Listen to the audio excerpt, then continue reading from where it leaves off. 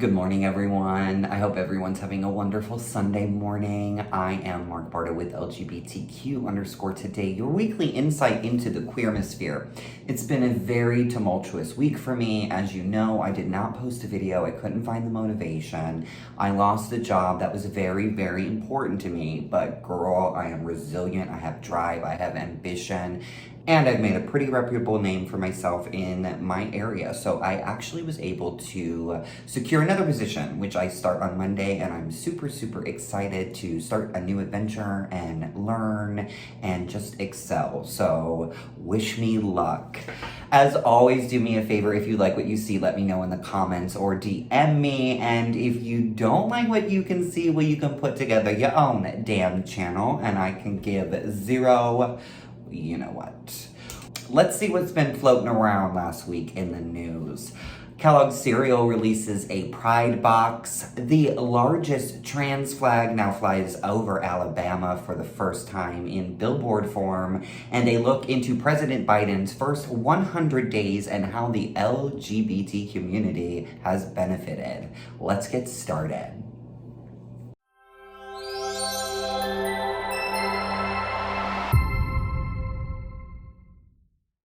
Together with Pride cereal will be available for $3.99 at a grocery near you in May.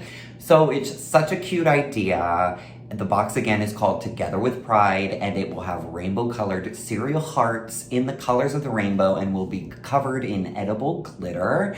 So how fun, you know? I'm gonna have to definitely pick one up because it's just gonna be a little piece of memorabilia. So I encourage everyone to do the same. Everybody's favorite characters, Toucan Sam and Tony the Tiger, will be together on the box because they are together in Pride, which is an awesome, awesome symbol. Kellogg's did do a similar box back in 2019. However, it cost $19.99 and was only available online. And again, this cereal will actually be in some major grocery stores, and again, will be going for $3.99 for a 7.8 ounce box.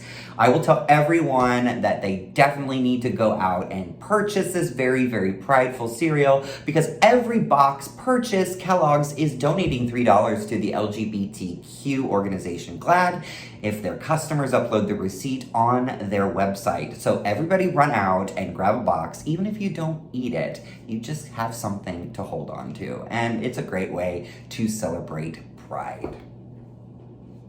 So, a massive trans flag billboard is giving kids hope and putting Republicans in Alabama on blast. A huge billboard went up on Highway 280 at Birmingham, Alabama, with the hashtag Protect Alabama Trans Kids, with the backdrop of the billboard being a trans flag.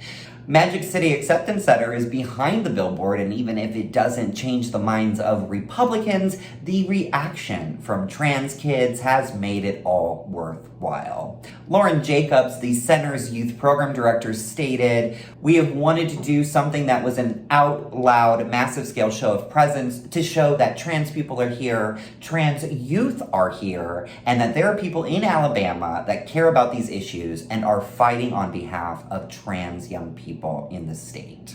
I cannot tell you how many times I say this, but representation matters, and just having a billboard of this nature for people to see who are still hiding themselves or yet are not comfortable being public about their identity, this for them gives them strength.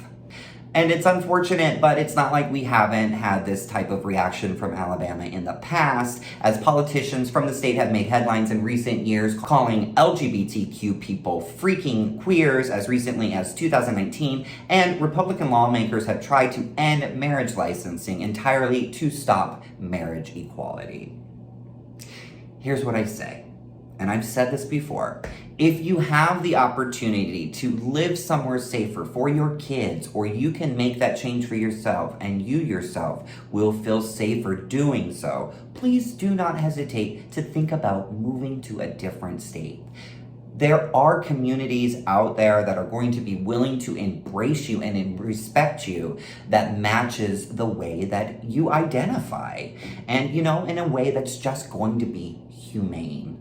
So move somewhere where you're treated like a freaking human and don't put up with that shit because you don't have to. And I get it. Not everybody is in the circumstance where they can just pick up their lives and move to a state that's going to give them more opportunities in terms of equality. I get that. But if you're not one of those people, make it a point in your life to work for your rights in that state and make it your mission. Become an advocate.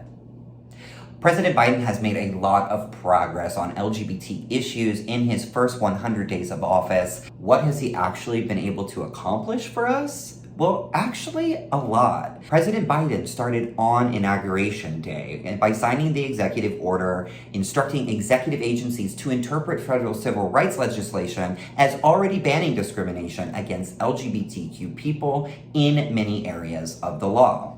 Not long after, Biden followed through on ending the ban on transgendered military personnel and also appointing federal government positions with a diverse set of nominees, including some groundbreaking appointments such as Pete Buttigieg, Dr. Rachel Levine, Gina Ortiz, Chris Magnus, and Brenda Fulton, who are all members of the LGBT community.